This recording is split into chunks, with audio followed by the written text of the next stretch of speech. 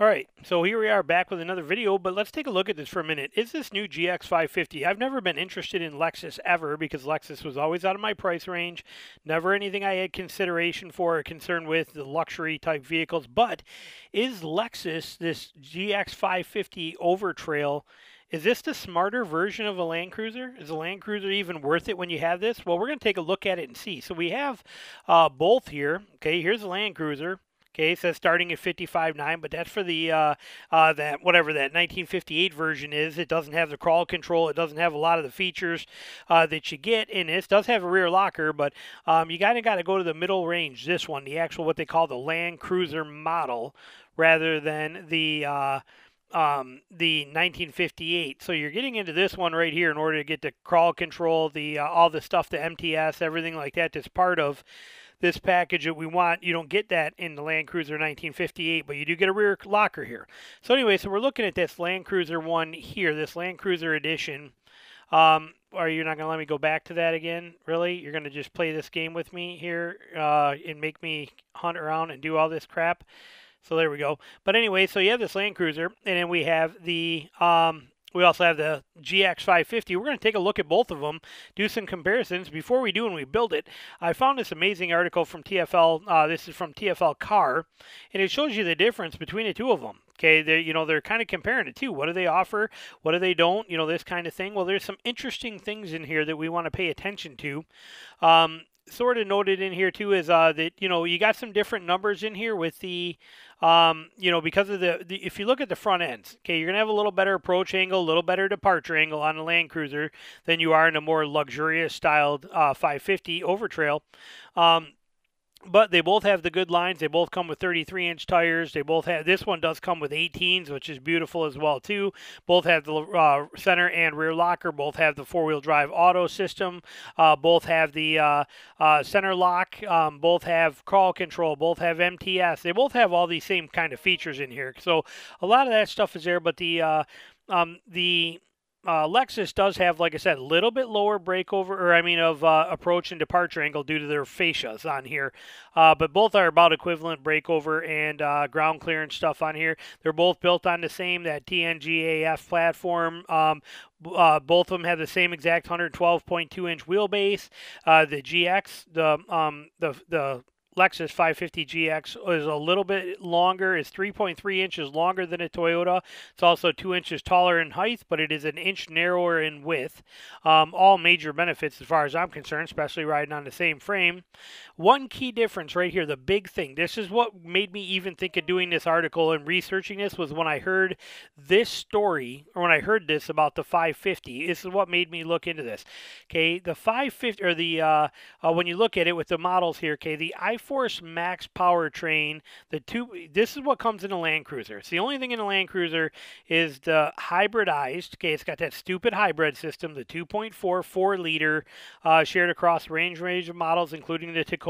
This is their iForce Max powertrain, puts out a 326 horsepower, 465 foot-pounds of torque, uses an 8-speed trans, can tow 6,000 pounds, okay? That motor does nothing for me. This motor, especially in a hybrid. Now, I don't mind a 2.4 non-hybrid one, but the hybrid things, I hate this hybrid system. Well, the Lexus, this is the beauty of it. The Lexus 550 doesn't have the hybrid system in it. It has the same V6 twin turbo. Okay, it's got the 3.4. It's got the 3.4 twin turbo V6 that the Tundra has and the Sequoia has. And it makes 349 horsepower with 479 foot-pounds of torque. So it's more powerful, more torque, no hybrid. Okay, right here. The GX does not have an electric motor as a wingman. Okay, no hybrid. Look at the difference in these images. Okay, come on, pop up. Let's go. Is it not going to pop up? Are we not going to get it? Really? Is that how it's going to be? I guess it's not going to pop up. Look at here, though. Look at the difference between this motor and that stupid hybrid mess of cluster crap they got going on versus this one, what they're showing in here. And it's really not going to pop that up. But look at the difference in here between these two. I mean, just like I said, just crazy. I would much rather have that twin turbo V6 non-hybrid than a single turboed i4 hybrid. all day long. Okay, so that's a huge, huge benefit. Plus, this V6 has a 10-speed automatic transmission and can tow 8,000 pounds.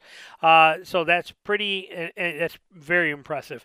Okay, both cars have four-wheel drive, low range, locking center, and rear diff. So we talked about all that. Fuel economy numbers, they're a little worse for the Lexus.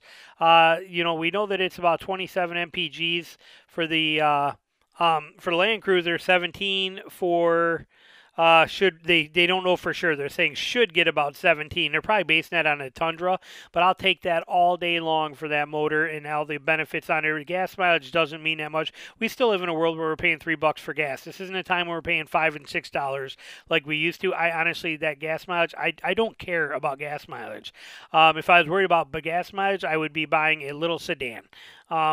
Now, the two trade-offs when it comes to off-road specs, they're talking again, here's your approach and departure. Your approach is the first one, breakover and departure angles for your for this GX, okay? And then this is your same numbers, approach, breakover, and departure for your Land Cruiser. So you can see they're very similar with a little bit better of an approach on the Land Cruiser due to that front fascia that we see on there. Pretty impressive, though. That, like I said, just two fantastic vehicles. But for my money, when I show you this, as we build them in 1 second, we'll see the difference. Okay, now here at the time they wrote this article, they didn't know anything about either one of these that well because they were thinking that this was going to be in a $50,000 price range. They were thinking this was going to be in a $75,000 price range, right? Typical, we would expect that. This is Toyota and Lexus. Lexus has always been Toyota's luxury brand. Now Lexus is starting to become Toyota's smarter, more budget-friendly brand. And I don't mean budget-friendly as in that they're a whole lot cheaper. They are actually cheaper in some scenarios, but they are smarter buys. That's the key takeaway here, smarter buys. Don't get me wrong, this Land Cruiser is a beautiful looking vehicle. I can't believe this article gives me no pictures, but it is absolutely beautiful. But this GX 550 Overtrail, winning. Here's some of the numbers. Let's do some comparisons on them on here. So we see the engine on here, 2.4 i4 hybrid. 3.6 twin turbo V6, 8-speed, 10-speed, 326, 349, 465, 479. Estimated fuel, manufacturer estimated. So we don't know those for sure yet to see what they're going to be at. They're guessing. Tows 6,000 pounds, tows 8,000 pounds. Overall length, 4 inches or 3.5 inches longer. Height. 3 inches taller. Width, little 1 inch narrower, which is great for in the woods. Wheelbase, exactly the same. Ground clearance, exactly the same. I don't care what they tell you or what this BS is. They're both running 33-inch tires, and they both are on the same exact platform. They're both doing the same thing. It's going to be exactly the same number of ground clearance. Approach angle, like I said, we just covered all those. Projected price, wrong. Well, what are these numbers? Well, let's take a look. Let's go dive in and take a look because we have them right here. So let's build this Land Cruiser. So we take this Land Cruiser right here. All we did was add the leather seat options in here. Basically, it's the only thing I did. Interior, Java Man leather. Okay, left this color here is 350. Interior, Java Man leather. We added the premium package, okay, which includes... Okay, you get the premium package, get the speaker, the illuminated entry, digital key capability, power moonroofs, power sunshade, the whole deal. You put all this stuff in here if you want to. You get the leather trim, memory driver's seat, heads-up display. You get some of these things in here. $4,600, and we added the crossbars in here. Came out to $69,000. $69,000. Now forget dealer markups because we know both could have those. But you're 69 grand here. Let's go over here and build this GX, okay? So here's that GX again. Let's just watch this for a sec. Take a quick look at it. You can see what's going on here. And when we build this one, see if they're going to show us the interior in this spot. I don't remember if they do or not. Because if not, we got it in here. Did I show you the interior of... Here's the interior options of this. Okay, this is that summary on that Land Cruiser. And it's a beautiful rig. Don't get me wrong. Beautiful, beautiful truck. Okay, just gorgeous truck. Now, when we go over here to the Lexus, we build that Lexus 69. Okay, what were we at on a Toyota when we built this one? 69. $69,000. 69 grand on both. Okay, what did I do on this when I built it? $67,900 was the price for it. Same thing, $350 for the exterior color. Okay, nothing else. Now, I did remove the moonroof. I wanted the leather seats and everything that come with this already. They don't give you an option for that. You get that automatically, where that stuff was an option in here. but we get it automatically here, but I don't want the moonroof. In here, I'm forced to get it as part of this whole one big stupid package. Right there, I don't get a choice. Here it is, okay, $4,600. It has to have it. It's part of the deal. No way around it. Powered moonroof, can't get out of it. But here, I can do a moonroof delete and keep all that other stuff. Get rid of it. I save $1,100 knocked off. Woohoo, beautiful. I'm in South Georgia. Moonroofs down here, they do nothing for you. They're closed 11 months of the year from heat. So no, there's no reason I want that at all. And the only other thing I installed were the crossbars, just like that. 69 grand. Okay, here it is, right there. Amazing looking truck, just beautiful setup, but 69 grand. And here's this one, 69 grand. You know, same exact thing. Which one would you take? That's a choice for you. For me, hands down, it would be this one. All day for that non-hybrided motor, the reliability and long-term longevity of a twin-turbo V6 over a single-turbo i4, the size, the space, the extra room, all of the bonuses that come with this, the Lexus name over the Toyota name. I don't care about the Land Cruiser name.